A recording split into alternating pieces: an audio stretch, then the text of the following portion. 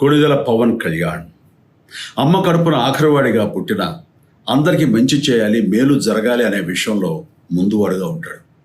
తన గురించి కంటే జనం గురించి ఎక్కువగా ఆలోచించే మనస్తత్వం నా తమ్ముడు కళ్యాణ్ బాబుది. ఎవరైనా అధికారంలోకి వచ్చాక ప్రజలకు ఏదైనా చేయాలనుకుంటారు. కానీ కళ్యాణ్ తన సొంత సంపాదనని కౌలు రైతులు కన్నీళ్లు తుడిచేందుకు ఖర్చు పెట్టడం, సరిహద్దు దగ్గర ప్రాణాలొడ్డి పోరాడే జవాన్ కోసం పెద్ద మొత్తం అందివ్వటం, అలాగే మత్స్యకారులు ఇంకా ఎందరికో తాను చేసిన సహాయం చూస్తుంటే ఇలాంటి నాయకుడు కదా జనాలకు కావాల్సింది అనిపిస్తుంది.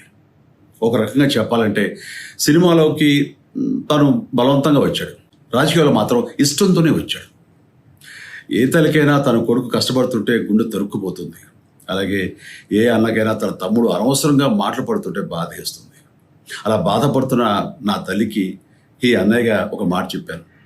నీ కొడుకు ఎంతోమంది తల్లుల కోసం, వాళ్ళ బిడ్డల భవిష్యత్తు కోసం చేసే యుద్ధం అమ్మా ఇది. మన బాధ కంటే అది ఎంతో గొప్పది అన్నాను.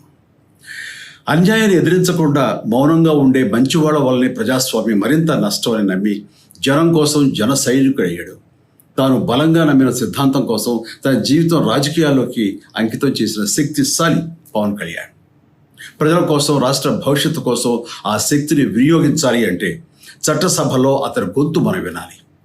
జనమే జయను నమ్మే జనసేనాని ఏమి చేయగలడో చూడాలంటే మీరు పిఠాపురం ప్రజలు కళ్యాణ్ని గెలిపించాలి. మీకు సేవకుడుగా, సైనికుడుగా అండగా నిలబడతాడు. మీకోసం ఏమైనా సరే కలబడతాడు, మీ కళ నిజం చేస్తాడు. పిఠాపురం వాస్తవ్యులకు మీ చిరంజీవి విన్నపం. గాజు గ్లాసు గుర్తుకి మీ ఓటు వేసి పవన్ కళ్యాణ్ని గెలిపించండి. జై హింద్.